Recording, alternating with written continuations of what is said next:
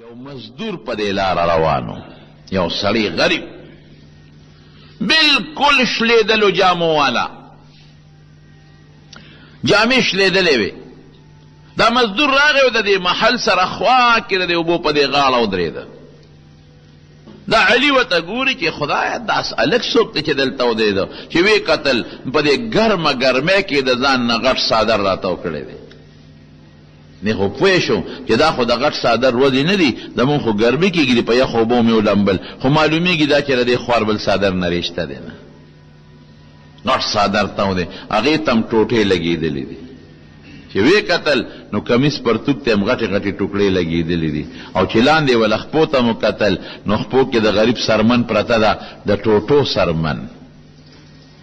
ځکه ډېر تاسو به کتلي پخوا به زمونږ په دې وطن کې دا بعضې خلک وو، دا مزدوران غریبانان، نو دوی به سپلی پخپو کړی وې، که مو خیال وو د بروزې د پاسه به یې پرې داسې یو تار ګیولی و، غریبي به وکړه. ما ته یاد دي د بروزې نه به یې داسې یو دوه تسمې جوړې کړې وې، هغه به یې پرې ګیولې وې، دقسې پړې په دې سرمن تړلې و، غریب پکې خپه دننه کړې وه، او چې هغې د خپې سرمن ته یې مو کتله سپلی ته، نو هغې ته هم ټوټې لګېدلې وې. ډېر زیات خپه شو، او دته نوکرانو فورن فروټ ټول او مخامخ ورته کېښودل. دې خپل فروټ ته هم ګوري، خپلو جامو ته هم ګوري، خپل محل ته هم ګوري، خپل شان ته هم ګوري، او هغې مزدور ته هم ګوري. مزدور څه چل وکړه؟ په سر یې شکری وه، خو چې کېناسته نو شکری یې کوزه کړه، نو یو څه یې وانهشته. نو د شکری نه د مزدورۍ چې کوم رمبې وه، هغه رمبې یې ترې راوویسته، او دریاب په غاړه باندې کېناسته، هغه رمبې یې لاول ځان له ووینځه، هغه یې واپس په اشکری کې کېښوده، او بیا یې لاس او خپې د خټو ډکو، لاسونه یې هم ځان له ووینځل او خپې هم ځان له ووینځلې. نو چې دا هر څه یې وکړله، څادر یې کوز که، نو بیا یې د هغه شکری نه یو لیپاپه راوویسته، هغه لیپاپه کې سړه ډوډۍ وه او مالګه وه. هغه سړه ټوکړه یې راوویستله او مالګه راوویسته، هغه ډوډۍ به اوبو کې منډله چې دا ډوډۍ نرمه پسته شي، او مالګې سره به یې یو ځای کوله او چک به یې تېوه. بیا به یې ډوډۍ په اوبو کې ومنډله چې پسته شي، نو مالګې سره به یې چوکه کړه، نو چک به یې تېوه. نو چې هغه وړه غوندې ډوډۍ خلاصه کړه، نو الحمدلله، یا خدایه ستا په دې نعمت زه ډېر زیات شکر ګزار یم. الله ډېر لوی شکر خدای چې تا ډوډۍ راکړه، شکر دی خدای چې تا زه موړ کړم، او زه ستا ډېر زیات شکر ګزار یم. علي وایي چې دا خبره مې واورېده، پړه مې ودرزه شو. اوهو دې شکر پسه کوي، د جامو ته وګوره، د دې په دې ګرمۍ کې د غټ څادر ته وګوره، د ټوټو والا کمیس او د سوټو والا پرتوب ته وګوره، او دغه سرمن ته وګوره چې د خپې د ګرمۍ د وجې نه غریب د خپې لاندې چې خپې مې ونه سوځي، سرمن یې خېده په ټوکړه یې تړلې ده، په تار یې تړلې ده، او د خپو ته او دغه ډوډۍ او مالګې سره اوچه ډوډۍ په اوبو کې خوشته وه. او دې څه وایي؟ یا الله شکر دی، الحمدلله چې خدای ډوډۍ دې راکړه الله. او بیا څه چل وکړه؟ بیا یې دا چل وکړه چې هغه غټ څادر یې سر ته واچو، او غریب د هغه سیند په غاړه باندې پرېوته وده شو سملاس. چې دا مزدوري ګوره احسان کار نه دی رونو، ډېر ګران کار دی. پیسې ګټل اسانه خبره نه ده. دا خلک دې نه دوبۍ ته چې حزوي لاړ شي که نه، د دنیا خلک یې پته مئ جی ماله به موبایل راوړئ، ماله به ترماس راوړئ، او ماله به ګړی راوړئ، او ماله به جامې راوړئ. تاسو د دې خوارانو نه خبر نه یې. ټیک ده چې په دوبۍ کې خلک ښه نوکری هم کوي، اعلی اعلی نوکری کوي، خو قسم په خدای جومات کې ناست ما د دوبۍ لیبر او مزدور هم لیدلی دی، ما لیدلی دی په خپله، چې هلته د دریاب په غاړه د چمنې ډېرې زیاتې دي، او دغه کې په دې لکه سیند کې دلته پارکونه دي، هلته هم پارکونه دي، نه کې چمنې دي، او په خدای یقین وکړه دومره دومره غټ غټ ماشي، غټ غټ ماشي. ځکه یو ځل یو چمن کې کېناستم په یو پارک کې، ملګري را سره وو، نو خپې مې ګر چې مې وکتل، هلکه دا خو ماشي دي، دومره ماشي غټ ماشي، سمندر دریاب دی او ډېره زیاته ده، نمی ډېره زیاته ده، دومره ماشي. نو چې ما سار وختي پېشمني او وخت کې ووتم مونځ مې وکړ یو ځای کې او بیا تلم، داسې ما ته ملګري په دې دریاب چکر لګو، دا وخت خاموشي وي، ښځې سړي پکې نه، نو هغه چمنو کې خلک پراته څادرونه یې اغوستي وو. مې دا څوک دي؟ وایي دا د خوارۍ مزدورۍ والا غریبانان دي. د دې د شپې ځای نشته چې شپه یو ځای کې وکړي. ولی د شپې ځای نشته؟ نو چې په دوبۍ کې خو کمرې قیمتي دي، کټ کم ځای میلاویږي، نو چې دې په هوټل کې ځان له کمره اخلي نو دومره خو دې نه ګټي چې هلته ورکړي. دا خوار دقه چل کې دلته پروت دی، دا غریب په دې چمن کې پروت دی او څادر یې په ځان اچولی دی او په څادر کې پروت دی. چې هراله روټۍ کړې وه نو چې هلته لاړو روټۍ له نو هغې خواران بار ووتل او موږ 2-3 کسانو ته یې روټۍ کېښوده. نو چې کمرې ته ننوتو نو دا کټونه نه دي دیوال پورې، دی لاندې یو کټ د پاسه بل، د پاسه بل، د پاسه بل، 4 کټونه یو بل د پاسه کړي وو، دې دیوال ته، دې دیوال ته، دې بل دیوال ته. یا لکه دا څه دي؟ وایي چې دې کې موږ پراته یو که نه، موږ سره خو دومره پیسې دي چې 4 کمرو کې 4 کسان ځای شو. دا دې خو ډېره ډبل کري، د دوبۍ کې څوک اوسېدي شي په کرې. نو موږ دا په 15 کسانو باندې دا کمره کرې کړې ده. نو یو لاندې پروت، یو د هغه د پاسه، یو د هغه د پاسه، یو د هغه د پاسه، نو چې یو ډقي نو ټولو سره ډقي. دا عجیبه انصاف. او دلته خلک وایي مال یې ګړی راونړه، مال یې موبایل راونړه، مال یې جامې راونړئ. تاسو غریبانانو نه خبر نه یې چې دا خواران هلته څه ژوند تېروي. علي وایي چې دغه سړي ته مې وکتل، دی مزدور ته، نو ځان ته یې هغه څادر واچو، دی پرېوت اوده شو. او زه ورته دقسې اوس حیران یم چې یا خدایه زما دې ټاټ پاټ ته وګوره او دې دولت ته وګوره، دقه مزدور غریب ته ګوره، او دې په هغې کې څومره شکر گزار دی. او دې ګرمۍ کې دله خوب څنګه ورځي چې د خوبه پاسېده نو دریاب له ورغې نو اودس یې وکړه، نو پاسې 2 رکعته مونځ یې وکړه، نو د مانځه نه پسې الله ته لاس اوچت کړل، نو بیا وایي یا الله ستا ډېره شکریه، الله ستا ډېر لوی حمد او مهرباني چې پروردګاره ماله دې خوب موقع راکړه او دس مې وکړه، مونځ مې درته وکړه. علي نوکر ته ورشه دا مزدور ځان سره راوخېجه وبله، او دا ښکری مو ته وایي رمبې دم سره راوخېجې. نوکر پولیس والا ورمنډه کړې، هغه مزدور ته وایي چې شهزاده صاحب دې غواړي، نیک دې غواړي، بادشاه زوی علي اله زر راځه. هغه وایي علي په ما څه کوي، زما هغه سره څه کار دی، زه خپل کار به کوي، زه مرزو سړی یم. وی خامخا دې غواړي که نه دی په زور دې بوزو، څنګه به نه دی، بادشاه زوی دې غواړي ته نه ورځې. خولې نه یو آیات وت عسى ان تکرهوا شیئا وهو خیر لکم. الله وی ډېر کرته به یو شی تا ته ښه نه ښکاري خوا به دله بهتري. ټیک ده چې دا شی خو ما ته ښه نه ښکاري، د بادشاه دې دربار ته ورتل ممکن ده چې دا ماله بهتري. نو اشکری په سر کړه او نیغ دربار ته وخته. چې وخته نو بادشاه دوی ورته وایي دغه ځای کښېنه. نو چې کښېنو ویې لکه مزدورې؟ وی او مزدورې. مزدوري کې؟ وی او صاحب مزدوري کوم. ولې مزدوري کې؟ وی صاحب زه خپله محتاج یم ډوډۍ ته، او زما یوه مور ده چې هغه شله ده په خپو باندې، او یو مې خور ده چې په سترګو ړنده ده. مور مې شله ده او خور مې په سترګو ړنده ده. نو هغه خواران محتاج دي، زه د هغوی کفیل یم، د هغوی کفاله کومه. نو دقه مزدوري کوم او چې څو ګټم نو هغوی له یوسم. علي ورته وایي چې هر کله ستا مور او خور تا ته محتاج دي او د هغوی کفیل نو دا اوس ته ځان له ولې ډوډۍ وخوړه. بیا خو په کار دا وه چې تلې وه هغوی سره یو ځای دې ډوډۍ خوړلې وه، هغې دې پرېښودله اوس ځان له دې ډوډۍ وخوړه. وی اوږې ومه ډېره زیات مزدوري مې وکړه، اوږې ومه، او هغوی سره مې ځکه ډوډۍ ونه خوړه چې هغوی د ورځې روجی، د ورځې روجې نیسي، دې وخت کې هغې خوراک نه کوي. ماښام به که خیر روجه ماتئ او زه به د خپلې خور او مور سره یو ځای روجه ماتو. بیا ورته علي وایي وی ښه دا راته ووایه چې ستا ډیوټي څه ده او کار دی څه دی؟ ډیوټي دې څه ده او کار دی څه دی؟ وی ډیوټي خو مې دا ده چې زه سهار نه راوځم او د مازدیګره پورې مزدوري کوم، خټې لوټې کوم، دیوالونه جوړوم، ډیوټي کوم، دا مې خپله مزدوري ده. وی ډیوټي خو مې دا ده چې زه سهار نه راوځم او د مازدیګره پورې مزدوري کوم، خټې لوټې کوم، دیوالونه جوړوم، ډیوټي کوم، دا مې خپله مزدوري ده. وی او مازیګر نه پس کې مازیګر نه پس الله ته عبادت کو خپل مالک راضی کو وی خوب می تاولی ده کنه دغه می خوب نو په دې خوب ستا کار کیږي په دې خوب او تاسو او ته وی چې دا قبر د تیارو سوچ کوي د دنیا خوبونه نه کوي بیا که دلته می خوب وکړو نو قبر کې به خوب تریخي بیا به نه راځي او که دلته می خوب اونکه روړه می وکړله نو انشاءالله چې قبر کې به ډېر خوب راله راشي دلته چې څوک خوبونه کوي قبر کې به بیخي خوب به نه ورځي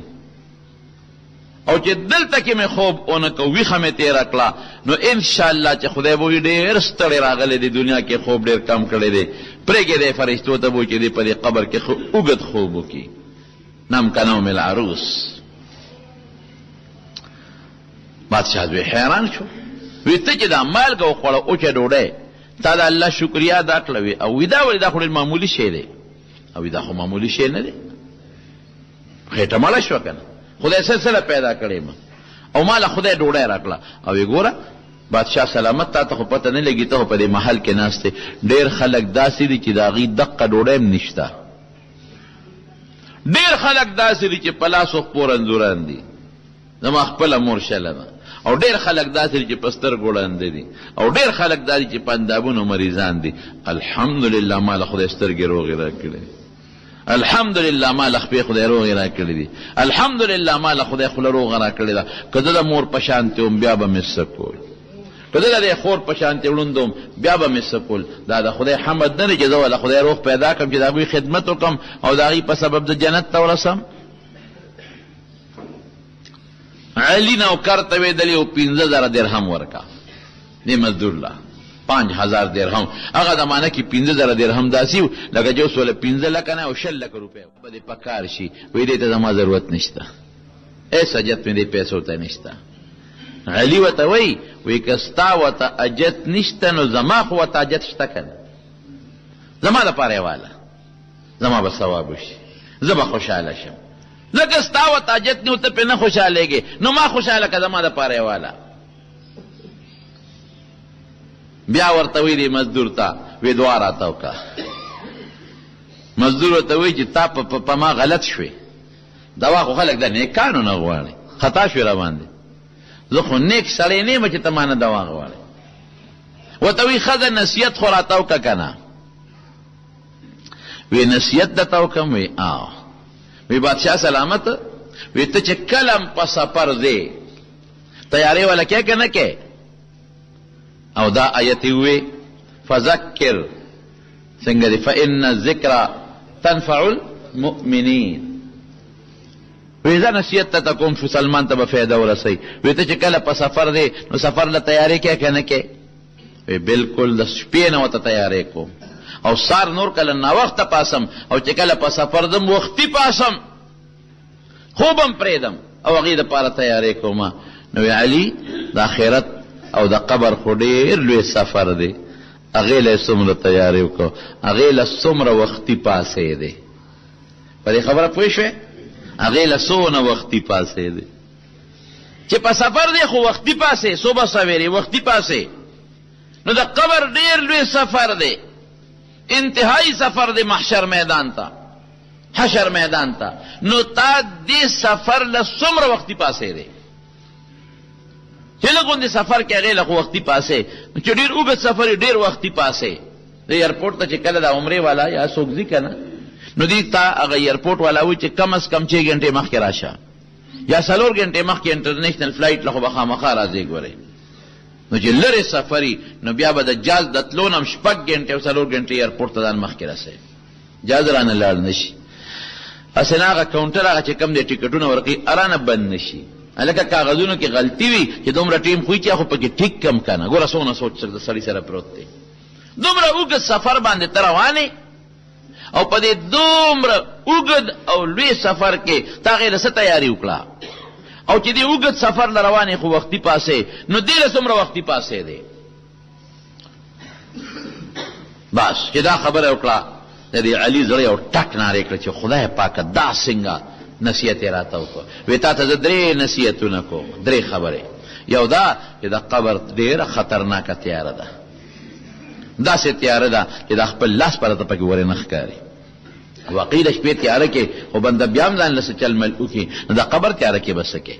چې نه لاس لقولی شي نه خپله قولی شي، او من لس بنو یو ټن خاورې ده یو خوا پرتې دي په ټنونو د نخي طرف ته پرتې دي، ټنونو یو خوام دیوال بل خوام دی خوام اخوام لاندې مبرم خوره ده. او هغه ډېر عزتمن بچي او عزتمن پلار او وروڼه ادنه ټول واپس راشي، او چې کم کټ کې وړي همدنه واپس راوړي، او چې کم پوزې درته لاندې پروت و او پوزې هم درته لاندې په قبر کې ناچي هم اوسنډې ودنه واپس راوړي. ټول دله واپس رالل. وی دغه لوی سفر د قبر د تیارو غم وکړه، هغې له غم وکړه، دا سوچ وکړه. دا یو نصیحت. او دویم نصیحت دا دی چې په سفر ځې نو سفر کې خلک لرې سفر کې یوازې نه ځي یریږي، نو ځان له د سفر ملګري پیدا که. وی دا اوس خو یو دوا راته وکړه که نه.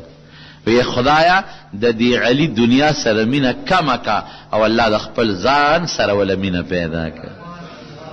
نمبر 1. او نمبر 2 یا الله د هغې عمل توفیق ورکه چې ته پې خوشحالېږې، او یا الله خاتمه په داسې وخت کې وکړه چې ته ترې راځي. اوهو دا خو ډېر بهترین دعا ده. د دنیا سره مینه ختمه که کمه که او ځان سره مینه پیدا که، دا کمال دی. او خدای داسې عمل توفیق ورکړه چې په کم عمل ته خوشحالېږې، نو چې الله د بنده نه خوشحالوي دې نه غټ غنیمت بل شته. او خدای داسې وخت کې مړ که چې هغه وختونو کې ته ردنه راضي یې چې ته ترې خوشحاله یې. وی دا اوس ما پرېږده وخت مې ډېر ضایع شو چې ځم مزدور ته وایي ښځه. وی نور څه خو ته نه غواړې؟ وی دقه غواړم چې ما نور ماف کړه چې زه وځم. وی په مخه دې ښه. مزدور چې لاړه نو علي هغه خپل نوکران کېنول. وی زما دې درستخان ته وګورئ او د مزدور هغه اوچې ډوډۍ ته وګورئ، د هغه شکر ته وګورئ او زمونږ دې ناشکرو ته وګورئ. زمونږ دې ټاک پاک ته وګورو، د هغه جامو ته وګوره. زمونږ دې جشن ته وګورو، د هغې سپلو ته ګوره. زمونږ زندګۍ ته وګورو، د هغه ژوند ته وګوره. او د هغه شکر ته وګوره، زمونږ ناشکرۍ ته وګوره. د هغه صبر ته وګوره او زمونږ دې نخرو ته ګوره. فوراً چې کوم د کتابخانې د هغه انچارج د کتابخانې ناظم د کتابونو هغه وي ما له راوغواړئ، هغه یې وله راوغوښته چې راویې غوښتل. علماو واقعیت یې مته بیان کړل. وی دا بند که د کتابخانې له او شاګردانو ته وایي هغه نوکرانو ته، وی زه ځمه د خپل سردار ملاقات له ځم، ما پسې څوک مه راځئ، هېڅ څوک چې ما پسې را نه شي. دروازې یې بندې کړې، هغوی ته لاړل. د هغوی دا خیال و چې ګنې سردار نه مراد دی خپل بادشاه پلار مراد کوي او پلار له جوړ ځي. نیغ د محل نه ووته او په دریاب دجله کشتۍ ته وخته او پورې غاړه لاړ، فرات ته لاړ، فرات ښار ته. او چې هلته څنګه لاړ هلته خپلې جامې مامې بدلې کړلې او دجله یو ډېر لوی ښار دی، هغې ښار ته لاړ او هلته مزدوري شروع کړه. بس دی ډېر ژوند مې په ټاټ او پاټ کې تېر که، ډېر ژوند مې په عیش و عشرت کې تېر که، ډېر ژوند مې په خوشحالۍ کې تېر که. ما ته چې مزدور کومه خبره کړې وه چې زه نو سفر له ځان سره ملګرې بوځه، قبر کې به یوازې پروت دی او ډېره سخته تیاره ده پکې، ځان سره ګورې رڼا یو سا، نو باقي د رڼا غم کوم او د ملګري غم کوم. مزدوري شروع کړه سیخ. اقا مزدوري چې کومه مزدوري هغه مزدور کوله، خودی خود بادشاہ په غیږ کې د بادشاہ غیږ کې وخت تېر کړی. نیازبین دی، نیازبین سړی کار کم ځای کولی شي، نیازبین سړی غوټه کم ځای اوچتولی شي، نیازبین بنده کار کم ځای کولی شي. نو ورو غریب په دې کې نه جوړه شو او شپه به کم ځای کوله او پلار ورپسې ونښته. د پلار خو محبوب زوی و، هغه نوکران او پولیس والا په دې وطنونو کې کوڅو کې سر کړل چې شاه علي را پیدا کې. چرته لاړ او یو پسې ګرځي، پلار په سترګو جاړي، یا خدای زما بچی مانه کوم خوا لاړ؟ داسې بچی لکه د علي په شان بچی، یوسف ثانی، دویم نمبر یوسف د زمانې امانه لاړ روک شو، کوم خوا لاړ؟ نوکرانو ته تاسو نه چرته لاړ؟ نه یو خبر خو مونږ ته وایي زه خپل سردار لزم، مونږ یې ګڼې تاله راځي. خدای کم خوا لاړ سړی؟ لیونی شو که روغ دی؟ پولیس ګرځي خو د ټول ځان بدل کړی دی، مزدوري کوي. نو په مزدور د چا کم ځای ګمان راځي چې دا د بادشاه زوی دی؟ او بیا 4-5 ورځې کې شکل لاړ ودوړېده، بیا څوک چېرته پېژني؟ او جمعات کې به شپې کولې نار جوړه شو غریب ځان له څه په هغه مزدورۍ کې علاج معالجه مو کړله خو جوړ نه شو نو چې کله جمعات کې پروت دی او ساعت یې خیږي که نه یو سړی ورسره خوا کې پروت دی وی ځوانه څه چل دی در باندې وی مرمه دا یو ګوته مې ده او دا یو کاغذ دی دا به مهرباني وکړې د دې وخت حاکم چې کم دی د دې کلي هغه له ورکه بس نو دا به خامخا رسی او دا خبره وکړه وفات شو جماعت کې غریب پروت دی قالین نشته په جماعت کې فرش نشته په خاورو یا په غیا باندې پروت دی او مړ پروت دی څوک شته هم نه ده غریب هغه ګوته یې یوړله هغه کاغذ یې انغښت یوړو حاکم له یوړو چې حاکم وکت او یلکه دا ګوته خو صرف د بادشاه د زامنو سره بل چا سره نی هغې خو پیژندله دا ګوته خو صرف بادشاه سره او د بادشاه زامنو سره بل چا سره خو دا ګوته کیدی نشي ودرېږه معلومات کوم بادشاه ته فورا اطلاع ورسوله چې حضرت ستا دقسې یو سړي له ګوته راوړو کاغذ یې راوړو دا ګوته تاسو وګورئ وی دا خو د علي ګوته ده کم ځای دی علي وی پلانکي جومات کې پروت دی بادشاه په منډه راچو که زوی مړ پروت دی زوی اوچت که الله زوی ورته څه لیکلي دي ماشاءالله پلار ته ناشنا نصیحت کوي وی بابا په دې آیت غور وکړه مرګ نه پس ورته وی بابا په دې آیت کې فکر وکړه غور پکې وکړه الله وی ان ربک لبالمرصاد الله چې سکه کوا اے انسانا خو الله درته په تاک کې ناست دی په لاره درته ناست دی بل خواته نشي تللی لبالمرصاد لکه یو سړی په لاره باندې رواني که نه او د پولیس ناکهبندي لګېدلي په هغه ناکهبندي خامخا تېرېږي ان ربک لبالمرصاد بنده چې څه دي په دنیا کې خوښۍ کوه کبر کې کوه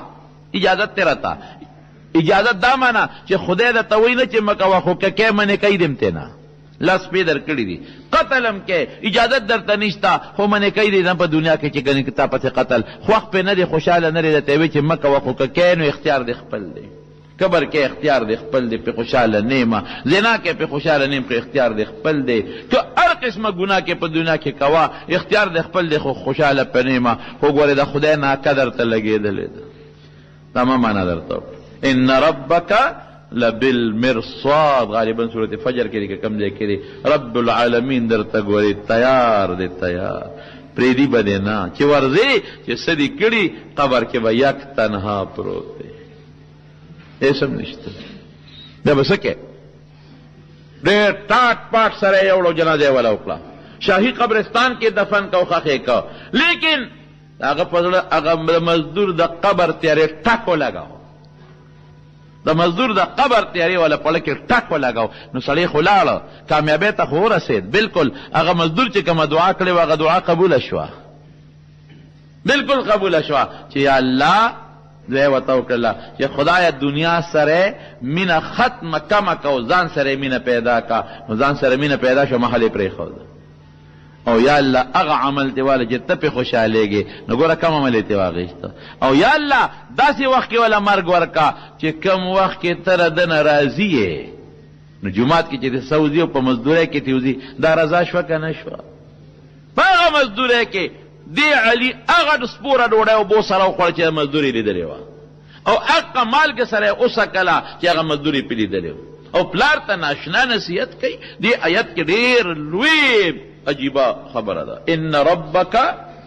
لبالمرصاد د خدای غټه ناکه درته لګې چې تېرېږې به نشي تېرېدی ناکهبندو کې سړي دي که نه نشي تېرېدی بله لار هم نشي چې ته ورته بدله کې ناکهبندی باندې ځې او لټۍ به دی بیا به څه کوې ورسره الله ناکه لګېدلې ده د قبر که چرته پاک وي او روغ وي جنت ته به دی په قبر کې